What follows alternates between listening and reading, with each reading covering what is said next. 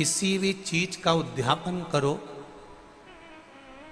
16 सोमवार का उद्यापन करो, चाहे तुम शुक्रवार का उद्यापन करो, चाहे तुम सोमवार का उद्यापन करो, चाहे तुम एकादशी का उद्यापन करो, चाहे तुम प्रदोष का उद्यापन करो, चाहे तुम जिस भी व्रत का उद्यापन करो, शिव महापुराण की कथा कहती है अपने घर के लोगों को गिनने से पहले बाहर के लोगों को गिनना जरूरी है।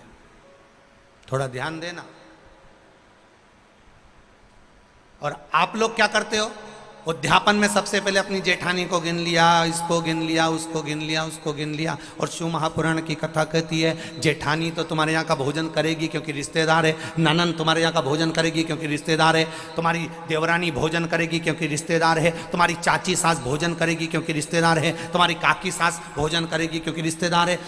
जब हम उद्यापन में दूसरे को गिनते हैं और उसको कोई सामान देते हैं, उसकी कोई सामग्री, कोई सुहाग की पिटारी, कोई सामग्री हमने उसको उद्यापन में दी, तो वो हमारा दान कहलाता। हमने अपने परिवार वाले को भोजन कराकर अपन ने उद्यापन में गिन दिया और अपने परिवार वालों को दे दिया। इसको देना नहीं कहते, इसको दान नहीं कहते, इसका पुण्य आधा हो जाता है। इसके पुण्य की परिभाषा यहां नहीं कहा जाए। अब और सरल भाषा में समझ लीजिए।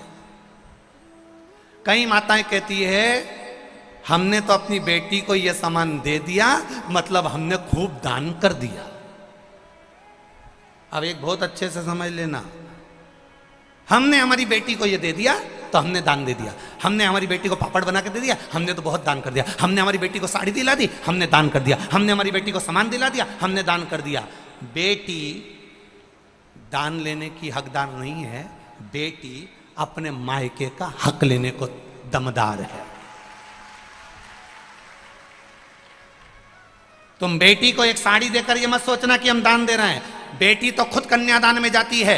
आप बेटी को अगर वस्त्र दे रहे हो तो दान नहीं कर रहे हो। आप बेटी को कोई सामग्री दे रहे हो तो दान नहीं कर रहे हो। आप बेटी को कोई सामान दे रहे हो, दान नहीं कर रहे हो। आप बेटी के बेटे को 500 रुपए का लिफाफा दे रहे हो, ये दान नहीं कहला रहा है। ये वो अपना हक लेकर जा रही है। आई है माँ बाप के घर में तो साड़ी तो देना पड़ेगी, नहीं देगी तो काले कोट वाला दिला देगा। उसमें ये दान नहीं है कि तुम कह दो कि नहीं साहब हमारी तो हमने बहन बेटी के दान दे दिया, हमने तो हमारी बहन बेटी के दान दे दिया, हमने तो हमारी बहन बेटी के दान दे दिया। तो बहन बेटी कहीं भिक्षा मांगे तुमसे? अरे बोलो तो नहीं बेटवा वाली हो, बोलो बोलो जम के बोलो।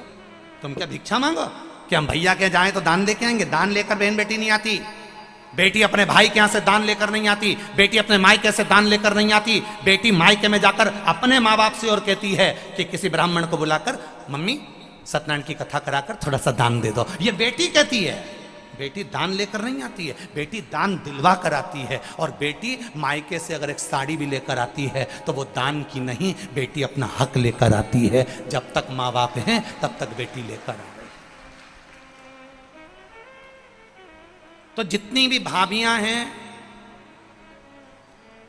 वो ये कहना बंद कर दे कि हमने ननन को कुछ दान दिया।